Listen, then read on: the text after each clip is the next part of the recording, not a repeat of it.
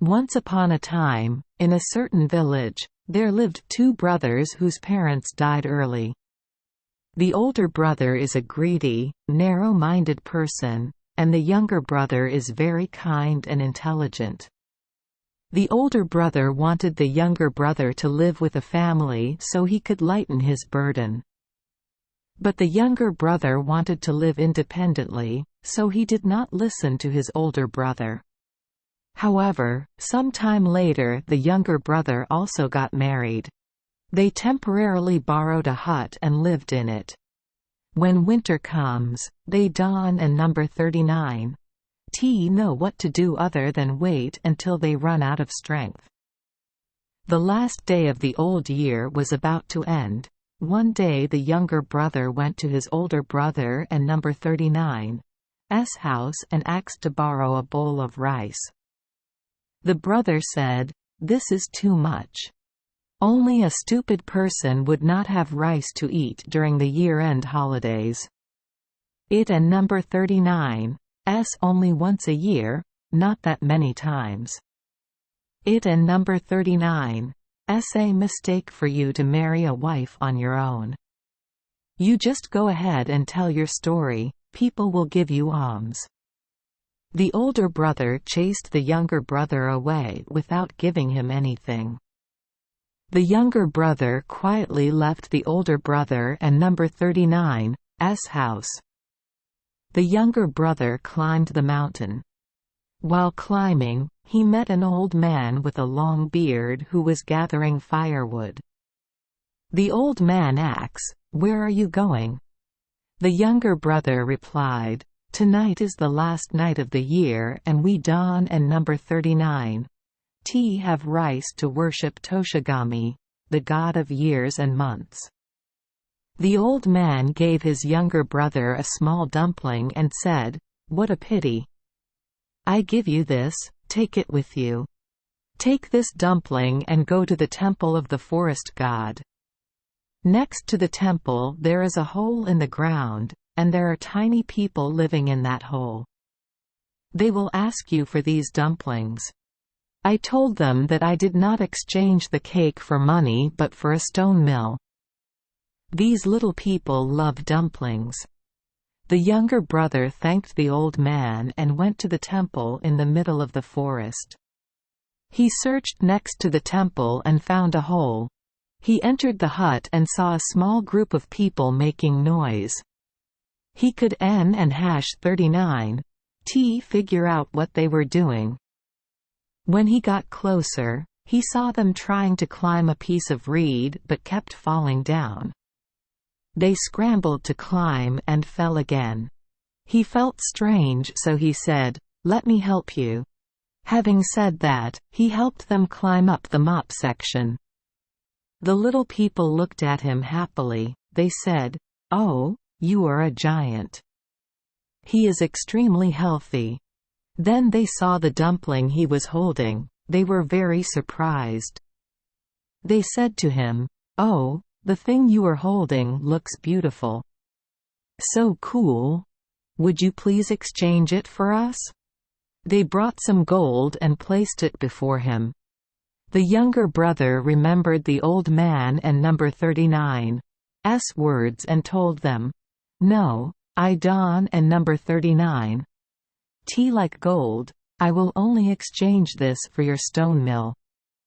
The little people thought for a moment and then said, "There is no mill like this in the world. It is our precious possession. But we will exchange it for you." They brought him the stone mill, and he gave them the dumplings.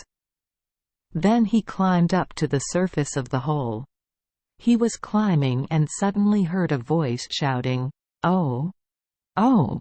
You and number 39, kill me. You kill me now." He looked closely at the ground and saw a tiny person right in the middle of his shoe. He carefully lifted him out and put him in the hole.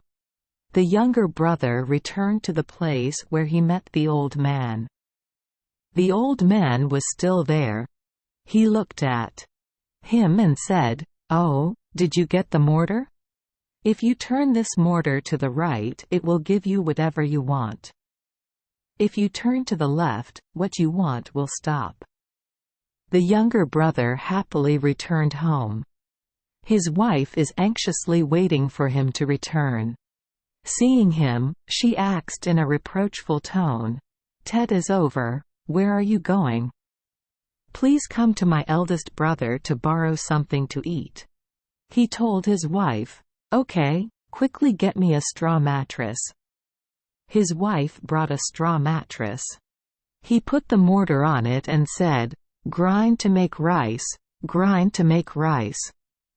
Having said that, he turned the mortar. Rice shot out from the mortar, about 4 bowls, then 8 bowls. Next he said, "Grind into salmon." 2 or 3 plates of salmon appeared.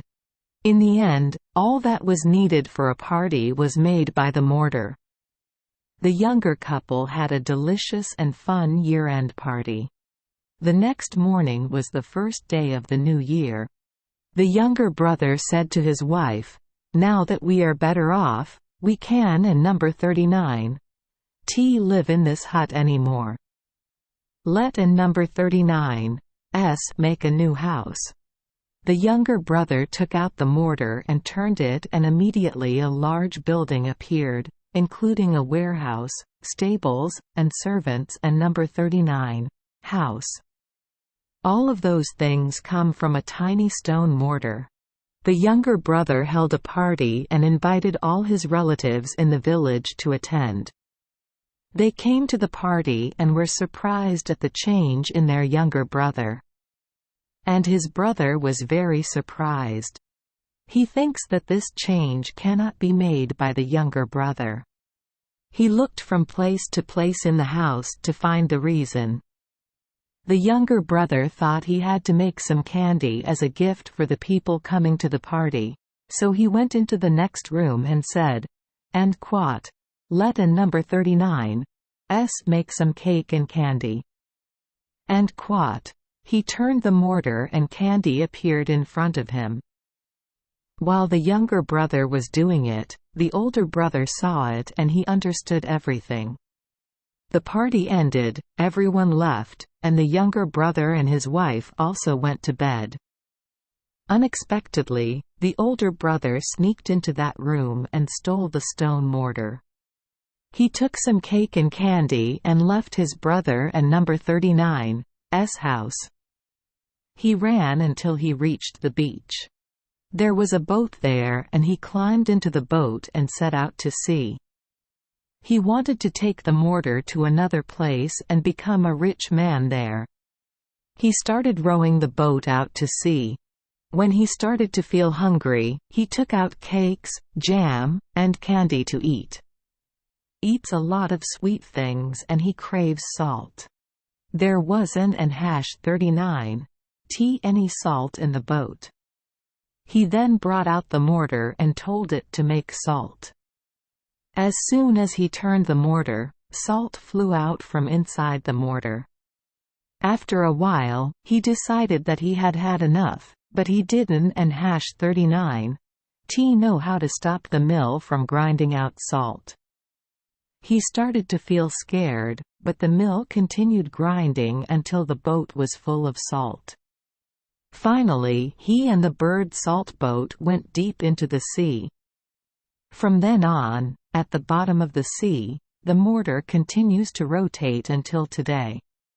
That is also the reason why seawater tastes salty. Thank you for joining us for today's fairy tale. We hope these stories bring joy and meaning to your day. If you love our channel, please hit the subscribe button so you won't miss any exciting tales. Wishing you a good night and sweet dreams. See you in the next story.